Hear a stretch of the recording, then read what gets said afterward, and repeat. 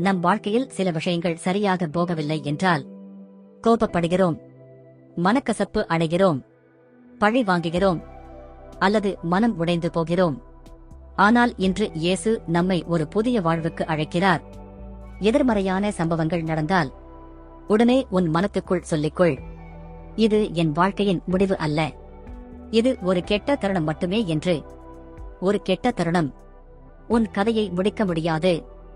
ஒரு தோல்வி உன் அடையாளத்தை தீர்மானிக்க முடியாது. ஒரு அவமானம் உன் மதிப்பை குறைக்க முடியாது. நாம் எல்லாவற்றையும் கட்டுப்படுத்த முடியாது.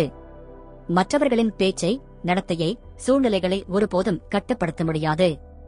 ஆனால் ஒரு விஷயத்தை கட்டுப்படுத்த முடியும். நம்மை நாம் கட்டுப்படுத்தலாம்.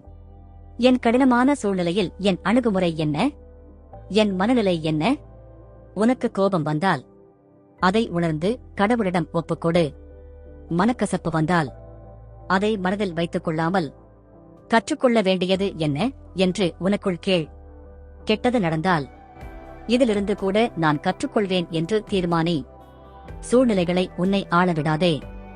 நீ உன் மனதை கையாள மற்றும் கட்டுப்படுத்திக் கொள்ள முயற்சி செய். இது பலவீனம் அல்ல, இது ஆன்மீக முதிர்ச்சி. ஒரு கெட்ட தருணத்தை ஒரு கெட்ட நாளாக மாற்றாதே. ஒரு கெட்ட நாளை ஒரு கெட்ட வாழ்க்கையாக மாற்றாதே. அதை செயலாக்கு. அதை கற்றுக்கொள். அதை கடவுளிடம் ஒப்படை. பின்னர் முன்னேறு. ஏனெனில் நீ சூழ்நிலைகளின் பலியாடல்ல, நீ கடவுளின் பிள்ளை. கெட்ட தருணங்கள் வரும், ஆனால் அவை தங்கியிருக்காது. நீயோ முன்னேறுவாய். இன்று நினைவில் கொள், இது என் வாழ்க்கையின் முடிவு அல்ல, கடவுள் இன்னும் என் வாழ்க்கையை எழுதிக் கொண்டிருக்கிறார் என்று.